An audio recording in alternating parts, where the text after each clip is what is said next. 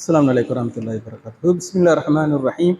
الحمد لله رب العالمين. اللهم صل على محمد وعلى آل محمد كما صليت على إبراهيم وعلى آل إبراهيم إنك حميد مجيد. اللهم بارك على محمد وعلى آل محمد كما باركت على إبراهيم وعلى آل إبراهيم إنك حميد مجيد. அன்புக்கினிய சகோதரர்களே, ஒவ்வொரு நாளும் மஹ்ரிப் தொழுகைக்கு பிறகு தினமும் ஒரு இறைச்செய்தி என்ற தலைப்பில் குர்ஆன் ஹதீஸிலிருந்து மார்க்க விஷயங்களையும் இஸ்லாமிய அடிப்படை கொள்கை சார்ந்த விஷயங்களை பார்க்கிறோம். அதன் அடிப்படையில் நாம் பார்க்கின்ற செய்தி இறையருள் பெற்ற வீடு என்கின்ற ஒரு செய்தியை நான் பார்க்கிறேன். அன்புக்கினிய சகோதரர்களே, மனிதனுக்கு அல்லாஹ் ரப்புல் ஆலமீன் வழங்கிய அருட்கொடைகளில் ஒன்று வீடாக இருக்கிறது. மனிதனுக்கு அந்த வீடு என்பது மிக அத்தியாவசியங்களில் ஒன்றாக இருக்கிறது. ஒரு நல்ல வீடு என்பது ஒவ்வொருவருடைய கனவாகவும் இருக்கிறது. அத்தகைய வீட்டை நாம் கட்டுவதற்காக தன்னுடைய மனைவி, மக்கள், பிள்ளைகள் எல்லாம் விட்டு பிரிந்து சென்று பொருளாதாரத்தை திரட்டி வீடுகளை கட்டுகிறோம். அத்தகைய நாம் கட்டிய வீடு இறை அருள் பெற்ற வீடா என்பதை நாம் சிந்தித்து பார்க்க வேண்டும். இறை அருள் பெற்ற வீடு என்றால் அல்லாஹும் அவனுடைய தூதரும் எப்படி வாழ வேண்டும் என்று நம்மிடம் கூறுகிறார்களோ அதன்படி நம்முடைய வாழ்க்கை அந்த வீட்டில் அமைந்தால் அது இறை அருள் பெற்ற வீடாக இருக்கும். அல்லாஹும் அவனுடைய தூதரும் வெறுக்கக்கூடிய காரியங்களும் செயல்களும் நம்முடைய இல்லங்களில் அமையுமானால் அது இறை அருளை பெற்று தூரமாக்கப்பட்ட வீடாக அமையும் என்பதை நாம் இதை பார்க்கிறோம். அல்லாஹும் அவனுடைய தூதரும் எத்தகைய வழியில் நம்முடைய இல்லங்களை அமைத்துக் கொள்ள வேண்டும் என்பதை அல்லாஹுடைய தூதர் குறிப்பிடுகிறார்கள். சஹீஹ் முஸ்லிம் வரக்கூடிய செய்தி 1430வது செய்தி.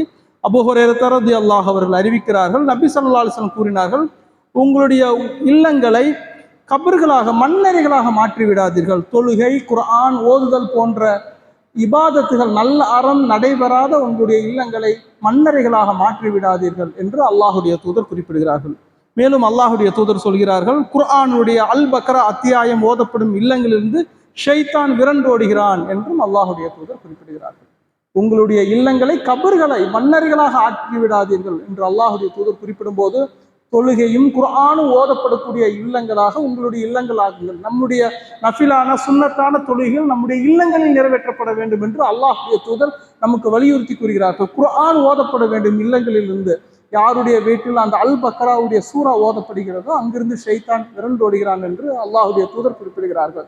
ஷைத்தான் என்பவன் மனிதனை வழிகெடுக்கக்கூடியவன். அப்ப ஷைத்தானுடைய பாதுகாப்பெல்லாம் எதன் மூலம் கிடைக்கப்படுகிறதால் அல்லாஹுடைய வேதமான குர்ஆனை நம்முடைய இல்லங்களில் ஓதுவதன் மூலம் அத்தகைய பாதுகாப்பு கிடைக்கப்பெறுகிறது என்பதெல்லாம் மார்க்கத்தில் வலியுறுத்தப்படுகிறது நாம் பார்க்கிறோம். அதே போல அல்லாஹுடைய இறை அருளை விட்டு தூரமாக்கப்பட்ட வீடு, எங்கு இசை கருவிகள் இசைக்கப்பட்டு அல்லாஹுவை நினைவு கூறப்படாமல் இருக்கிறதோ அத்தகைய வீடுகள் அல்லாஹுடைய இறை அருளை விட்டு தூரமாக்கப்பட்ட வீடு என்பதையும் நாம் பார்க்கிறோம். அல்லாஹுடைய தூதர் குறிப்பிடுகிறார்கள், சஹீஹ் முஸ்லிம் 4106வது செய்தி.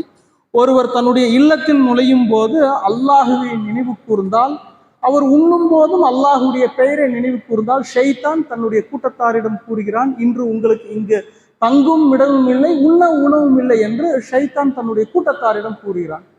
ஒருவர் தன்னுடைய இல்லத்திற்கு நுழையும் போது அல்லாஹுடைய பெயரை நினைவு கூறவில்லை என்றால், மேலும் உணவு உண்ணும் போது அல்லாஹுடைய பெயரை நினைவு கூறவில்லை என்றால் ஷைத்தான் தன்னுடைய கூட்டத்தாரிடம் இங்கு உங்களுக்கு தங்கும் இடமும் உண்ண உணவும் கிடைத்து விட்டது என்று ஷைத்தான் தன்னுடைய கூட்டத்தாரிடம் கூறுகிறான் என்று அல்லாஹுடைய தூதர் குறிப்பிடுகிறார்கள். நாம் இல்லத்தில் நுழையும் போது அல்லாஹுடைய திருப்பெயரை நினைவு கூறுதல், நம்முடைய உணவை உண்ணும் போது அல்லாஹுடைய பெயரை நினைவு கூறுதல், இதுவெல்லாம் மிக முக்கியமானது. ஷைத்தானுடைய கூட்டத்திலிருந்து, ஷைத்தானுடையிலிருந்து பாதுகாக்கப்படுகிறது. இதுதான் இறை அருள் பெற்ற வீடு என்று இஸ்லாம் நமக்கு தெளிவுபடுத்துகிறது. அத்தகைய இறை அருள் பெற்ற வீடாக அல்லாஹ் ரப்புல் ஆலமீன் நம்முடைய இல்லங்களை ஆக்குவானாக. வாஹிர் தாவானா அனில் ஹம்துலில்லாஹி ரப்பில் ஆலமீன்.